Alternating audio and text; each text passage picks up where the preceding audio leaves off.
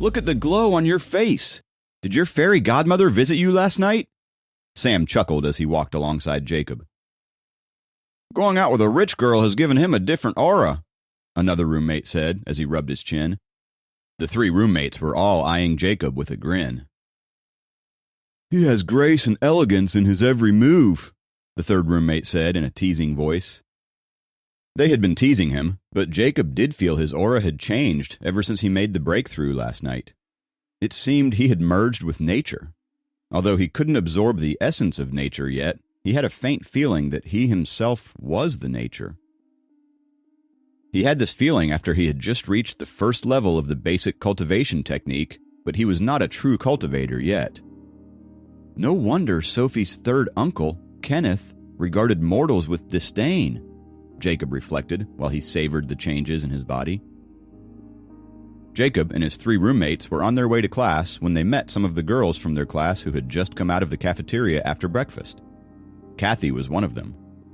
She looked at Jacob and was about to brush past him to take her usual seat in the front. But she felt something strange, and she turned to take a good look at Jacob. Weird. He is wearing the same clothes as yesterday. There's something different about his presence. Kathy was a little confused by his appearance. She brushed away her thoughts and shook her head. She continued walking toward the class.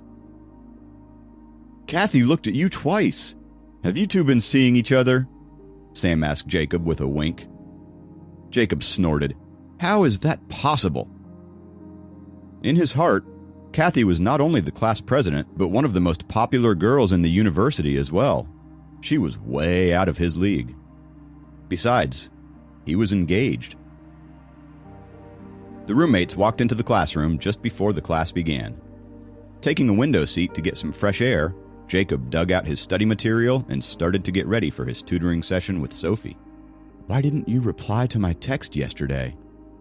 In the middle of class, Jacob received a text message from Kathy. Surprised, he looked up and met Kathy's gaze. He wondered why the diligent, always with her head in the books class president would send him a message during the class. Hurriedly, he looked down and answered her message. You mean about the long-distance run?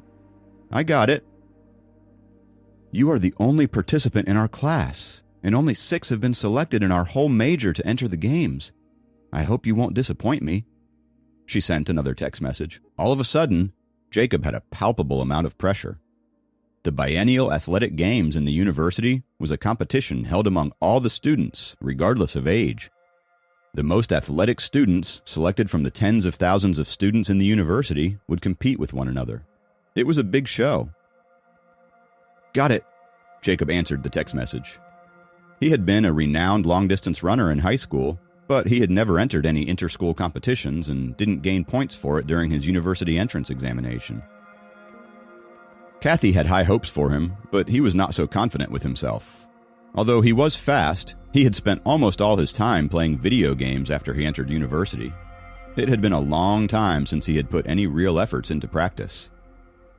Thinking that was the end of their conversation, he was surprised when Kathy sent him another text saying, Did you get a haircut yesterday? How come I feel like you look different today?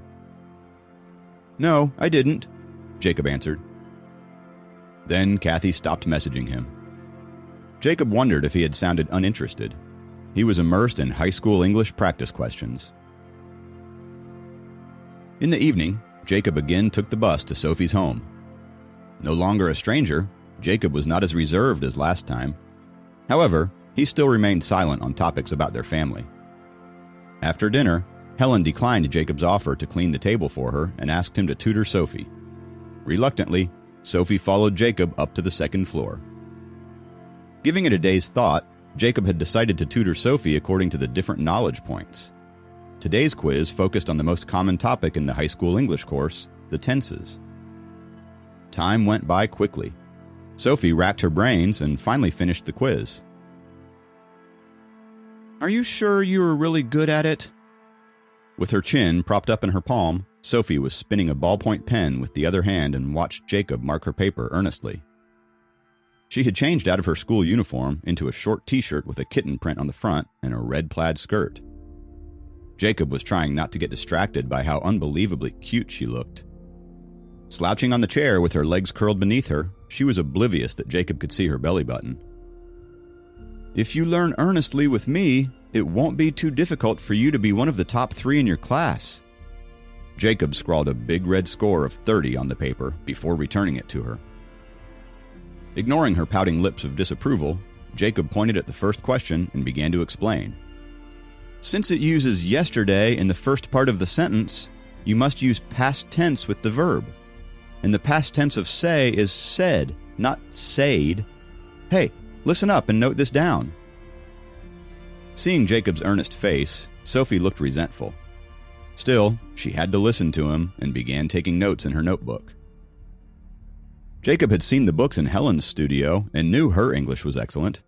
He wondered how her daughter didn't pick up the language from her. At the end of the 1-hour tutoring session, the upper end of Sophie's ballpoint pen was almost chewed off, showing how much she resented studying. "Jacob, follow me upstairs." Drakon showed up by the door promptly after the study session. "Okay." Putting down the papers, Jacob followed Drakon up the small stairs into the studio.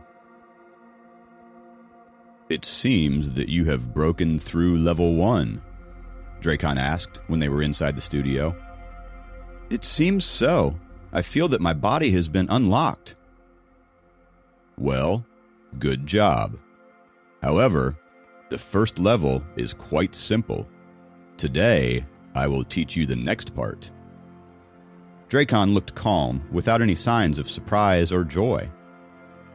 Jacob sat down and listened to him patiently, wondering what realm Drakon had reached. Whatever realm Drakon was in, it couldn't be low. Jacob had never dreamed of flying in the sky, entering the earth, shattering the mountains, and tumbling the oceans.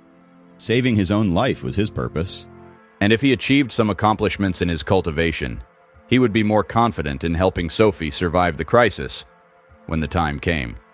Of course, he knew that Sophie's family was trying their best to help him, though strictly speaking, Sophie had caused all this trouble.